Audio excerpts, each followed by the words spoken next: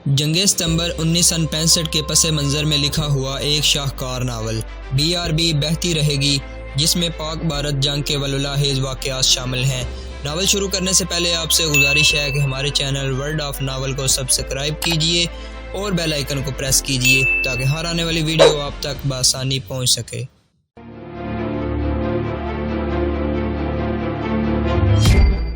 उसकी शादी कहीं और कर दी गई है। नहीं असमत, शमा ने बड़ी लंबी आह लेकर कहा। वो बुज़दिल निकला।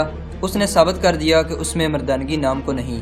हुआ यूं कि शमा ने कैप्टन असमत को सारा वाक़या सुना दिया कि वो किस तरह रेलवे लाइन पर पकड़ी गई और उसे थाने से किस तरह रिहाई मिली। एक ही दिन में घर में उसके साथ माँ बाप ने जो रवैया रखा और उसने जो कुछ महसूस किया वो भी सुनाया। उसके आंसू बहते रहे और वो सुनाती रही। मेरे सामने दो रास्ते थे, शमा ने कैप्टन असमत को सुनाया। खुदकुशी कर लूँ या किसी तरह साबित करूँ कि मैं बुरे चाल चलन की लड़की नहीं, सिर्फ तुम हो असमत जिसके साथ मैं ये बातें कर रही हूँ। ये बातें तो मैंने अपनी सहेलियों के साथ भी नहीं की थी। मेरा हमदर्द कोई भी नहीं। उस कमीने रशीद का ख्याल आता है तो खून खोलने लगता है। थाने का और अपने बाप की इज्जत का ख्याल आता है तो गुनाह का एहसास शर्मसार करता है। मैं समझती हूँ शम्मा, कैप्टन असमत ने कहा, मैं समझती हूँ तुम्हें तो पागल हो जाना चाहिए था। इस सूरत हाल में और इस जहनी कैफियत में खुदकुशी ही निजात का रास्ता दिखाई देता है। मैं खुदकुशी के इरादे से घर से निकली थी, शम्मा ने कहा। बाहर आई और रेलवे लाइन की तरफ चल पड़ी, मगर यह ख्याल आ गया कि मैं तो इस दुनिया से उठ जाऊंगी। मेरा बाप और मेरा सारा खानदान बदनाम हो जाएगा। मुझे कुछ पता नहीं चल रहा था कि क्या करूं। तुम तो कहती हो कि मुझे पागल हो जाना चाहिए था, लेकिन मैं पागल हो चुकी थी। मैं घर से खुदकुशी के इरादे से निकली थी, लेकिन रास्ते में देखा कि मेरे हाथ में छोटा सा पर्स था। उसने ये पर्स कैप्टन असमत को दिखाते हुए कहा, इसमें कुछ पैसे पड़े थे। मुझे ऐसे महसूस हुआ जैसे खुदा मुझे जिंदा रखना चाहता है। हाँ शम्मा, असमत ने कहा, बात कुछ ऐसी ही लगती है। तुम्हारा जहन दो हिस्सों में बट गया था। एक हिस्सा तुम्हें मौत की तरफ ले जा रहा था और दूसरा जिंदगी की तरफ। यह खुदाई इशारा है कि तुम्हें जिंदा रहना चाहिए। करीब ही सड़क थी, शमा ने कहा। एक मुसाफिर बस रुकी खड़ी थी जिसका मुंह खारियां की तरफ था। दिन को मुझे सहेलियां सुनाती रही थी कि हम जैसी नौजवान लड़कियां फौजी अस्पतालों में जाकर जख्मी फौजियों की देखभाल करती हैं। ये सोच तो मुझे पहले भी आई थी कि मैं गुनाह का कुफारा अदा करूं। मैंने कभी अकेले सफ़र नहीं किया था, लेकिन मैंने अपने लिए ऐसी सूरत हाल पैदा कर ली थी कि मुझे मरना भी अकेले था और जीना भी अकेले ही था। मुझे मालूम था कि खारियां छौनी के CMH में भी फौजी जख्मी होकर आते हैं। मैं इस तरह बस की तरफ चल पड़ी कि मैं चलती भी थी और रुकती भी थी। मैं इसी कैफियत में बस में जा घुसी और बस ने मुझे खारियां पहुंचा दिया। बस वालों ने मुझे सड़क पर उतार दिया और बस चली गई।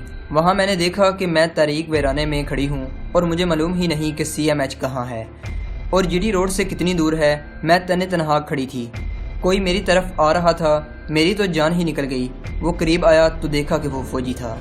इससे पहले वो मुझसे पूछता कि मैं कौन हूँ और यहाँ क्यों खड़ी हूँ। मैंने उसे कहा कि मेरा भाई जख्मी होकर यहाँ CMH में आया है, लेकिन मुझे मालूम नहीं कि CMH किस तरफ है। मुझे उम्मीद थी कि वो फ़ौरन मान जाएगा, लेकिन मुझे पहली बार पता चला कि फ़ौजी कितने मुख्तात होते हैं। उसने मुझसे ऐसे ऐसे सवाल पूछे कि मैं चकरा गई। उसे शक तो इस बात पर हो रहा था कि मैं इस वक्त अकेली किस तरह आई हूँ। ये भी तुम्हारी खुश नसीबी है शम्मा, असमत ने कहा। वो मिलिट्री पुलिस का आदमी था जो तुम्हें मिला था। वो अपना शक रफा करने के लिए तुम्हें अपने अफसरों के पास भेज सकता था। ये रात तो तुम्हारी जांच पड़ताल में ही गुजर जाती। तुम्हारी खुशकिस्मती ये है कि आजकल जख्मी फौजियों के मुतल्लिक हर कोई ज़रूरत से ज़्यादा जज्बाती है। मिलिट्री पुलिस का ये जवान भी जज्बात में आ गया होगा कि तुम एक जख्मी फौजी की बहन हो। जज्बात के अलावा मेरा झूठ काम कर गया था, शमा ने कहा। वो पूछता था कि इस वक्त तुम अकेली क्यों आई हो। मैं रो पड़ी। मैंने कहा कि मेरी अम्मी और मेरे अबू जान दिन को आ गए थे। वो मुझे साथ नहीं लाना चाहते थे। मुझसे सब्र ना हो सका। मैं अकेली बस में बैठी और आ गई। यहाँ आकर मुझे एहसास हुआ कि मैं तो यहाँ बाई की मोहब्बत की मारी हुई आ गई हूँ। अब कहाँ जाऊँ, ये कहकर मैं और ज़्यादा रोई। मेरा रोना बनावटी नहीं था। उस पर ऐसा असर हुआ कि उसने मुझे कहा कि थोड़ी सी देर ठहर जाओ, हमारी एक गाड़ी आ रही है, उस पर तुम्हें भेज देंगे। थोड़ी देर बाद एक फ़ौजी गाड़ी बाहर से आई जो अंदर आ रही थी। इसे रोककर उस फौजी ने ड्राइवर से कहा कि मुझे CMH में उतार दे। इस तरह मैं यहाँ पहुँच गई। ये ख्याल रखना शम्मा, कैप्टन असमत ने कहा। अगर किसी फौजी अफसर के साथ कभी तुम्हारी मुलाकात हो गई तो उसे ये ना बताना कि तुम्हें मिलिट्री पुलिस वाले ने इस तरह CMH तक पहुँचाया था। क्यों, शम्मा ने पूछा, ऐसी एहतियात क्यों? اسے پوری چھان بین کرنی چاہیے تھی۔ عصمت نے جواب دیا، تمہارا رونا تو بناوٹی نہیں تھا، لیکن جاسوس لڑکیوں کا رونا بھی قدرتی لگتا ہے۔ جنگ کے دوران ملٹری پولیس والوں کو اور کسی بھی فوجی کو کسی لڑکی کے آنسوؤں سے اتنی جلدی متاثر نہیں ہونا چاہیے تھا۔ تمہاری جگہ اگر جاسوسوں کے گروہ کی کوئی لڑکی ہوتی تو معلوم نہیں وہ ہماری فوج کو کیسا نقصان پہنچاتی۔ جاسوس لڑکیاں تمہاری طرح خوبصورت ہوتی ہیں۔ بہرحال تم یہاں آ گئی ہو، اب بتاؤ تمہارا مسئلہ کیا ہے؟ میرا مسئلہ یہ ہے، شمع نے کہا، کہ میرے گھر اطلاع پہنچ جائے کہ میں یہاں ہوں اور اس مقصد کے لیے یہاں آئی ہوں۔ تمہارے گھر میں یا پڑوس میں کسی کا ٹیلی فون ہے؟ نہیں، شمع نے جواب دیا، آپ اگر فون کر سکتی ہیں تو تھانے میں ایک کیپٹن طارق ہے، انہیں کہیں کہ میرے والد صاحب کو بتا دیں۔ ہاں، عصمت نے کہا، میں یہ کر سکتی ہوں۔ کیا یہ ہو سکتا ہے کہ کیپٹن طارق کو تم اچھی طرح سمجھا دو کہ میرے جذبات کیا ہیں؟ شمع نے کہا، کیپٹن طارق نے ہم پر بڑا احسان کیا تھا، اگر وہ تھانے میں نہ ہوتا تو تھانے دار معلوم نہیں ہمیں کتنا خراب کرتا۔ شمع، کیپٹن عصمت نے کہا، میں تمہارے لیے بہت کچھ کر سکتی ہوں کیونکہ تم اقبال کی بہن ہو، ورنہ میرے پاس اتنا وقت نہیں کہ تمہاری اتنی لمبی کہانی سن سکتی۔ میں 3-4 دنوں اور راتوں سے آپریشن تھیٹر میں ہوں، میرا ایک ایک لمحہ ان زخمیوں کے لیے وقف ہے۔ میری حالت شاید تم دیکھ رہی ہو، جسمانی تھکاوٹ الگ ہے اور جذباتی کیفیت الگ ہے۔ ان زخمیوں کا جوش اور ان کا ولولہ دیکھتی ہوں تو اپنے جذبات پر قابو نہیں رہتا۔ سٹاف نرس کو تم نے روتے دیکھا تھا نا، میری حالت بھی ایسی ہی ہے، اور وزیرآباد فون کرنے کا تو میرے پاس وقت ہی نہیں، آپریٹر سے کہہ کر نمبر بک کرانا پڑے گا، یہ میں صرف تمہارے لیے کر رہی ہوں۔ اقبال بھائی جان کو تم اس قدر چاہتی ہو؟ شاید اس سے بھی زیادہ، عصمت نے کہا۔ اقبال شہزادہ ہے، تمہارا خاندان خاصا امیر کبیر معلوم ہوتا ہے۔ وہ ہنس پڑی اور کہنے لگی، اقبال ہے شیطان، لڑکیوں کا ناک میں دم کیے رکھتا تھا، کالے سے نکالا بھی اسی لیے گیا تھا، لیکن وہ ہمیشہ میرا رہا اور میرا ہی رہے گا۔ اس کے ساتھ میری حد و کتابت رہی، اگر جنگ شروع نہ ہو جاتی تو میں تمہاری بابی بن چکی ہوتی۔ وہ اٹھ کھڑی ہوئی اور یہ کہہ کر کمرے سے نکل گئی، میں ابھی فون کرنے کی کوشش کرتی ہوں۔ تقریباً 1 گھنٹہ گزر گیا تو کیپٹن عصمت آئی۔ شمع کرسی پر بیٹھی اونگ رہی تھی۔ بات ہو گئی ہے شمع، عصمت نے کہا، کیپٹن طارق فون پر مل گیا تھا، میں نے اسے اچھی طرح سمجھا دیا ہے، اس نے مجھے تمہارے متعلق وہی بات سنائی ہے جو تم مجھے پہلے ہی سنا چکی تھی۔ اس نے یہ بھی بتایا ہے کہ اس نے تمہارے مجنون رشید کو ابھی تک حوالات میں بند کیا ہوا ہے۔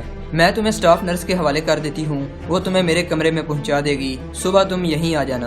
کل صبح میرے ابو پہنچ جائیں گے، شمع نے کہا، ان کے سامنے تم میرا ساتھ دینا۔ میں نہیں جاؤں گا وزیرآباد میں، شمع کا باپ اس کی ماں سے کہہ رہا تھا، میرے لیے وہ مر گئی ہے۔ کیپٹن طارق کو کیپٹن عصمت کا فون ملا تو اس نے بات کر کے ایک کانسٹیبل کو چودھری کرامت کو بلا لانے کے لیے بھیج دیا تھا۔ آدھی رات کے بعد کا وقت تھا، شمع کے گھر سب جاگ رہے تھے۔ دروازے پر دستک ہوئی تو چودھری کرامت دوڑا گیا اور اس امید پر دروازہ کھولا کہ شمع آئی ہوگی۔ شمع کی ماں اور چھوٹی بہن بھی دوڑی گئیں اور دروازے کے ساتھ جا کھڑی ہوئیں۔ تھانے سے آیا ہوں چودھری صاحب، کانسٹیبل نے کہا، آپ کو تھانے میں طلب کیا گیا ہے۔ چودھری کرامت کو یوں لگا جیسے انڈین ایئر فورس کے طیارے نے اس کے گھر پر بم گرایا ہو۔ اس نے کواڑ کا سہارا لے لیا۔ ہماری بیٹی تھانے میں ہے؟ شمع کی ماں نے پوچھا۔ میں نے تو نہیں دیکھی جی، کانسٹیبل نے کہا، شاید نہیں، وہاں ہوتی تو مجھے ضرور پتہ ہوتا۔ آ جائیں چودھری جی۔ چودھری کرامت اس طرح تھانے تک گیا جیسے کوئی نیند کی حالت میں چلتا ہے۔ کیپٹن طارق نے اسے بٹھایا اور بتایا کہ اس کی بیٹی کھاریاں چھاونی میں CMH میں ہے۔ کیپٹن نے اسے یہ بھی بتایا کہ وہ وہاں کیا کر رہی ہے۔ اس نے بتایا کہ اسے کسی سے اطلاع ملی ہے اور اس نے چودھری کرامت کو تسلی دی تھی کہ گھبرانے کی کوئی ضرورت نہیں۔ چودھری کرامت کے بوجھ میں کچھ کمی آ گئی تھی، لیکن اپنی بیٹی کی یہ حرکت کہ وہ بتائے بغیر چلی گئی تھی بہت بری لگی تھی۔ گھر آ کر اس نے بتایا کہ شمع کہاں ہے۔ شمع کی ماں نے کہا تھا کہ ابھی چلے جائیں یا صبح چلے جائیں اور اسے لے آئیں۔ میں نہیں جاؤں گا، چودھری کرامت نے کہا، میرے لیے وہ مر گئی ہے، اس کے لیے اس گھر کے دروازے بند ہو گئے ہیں۔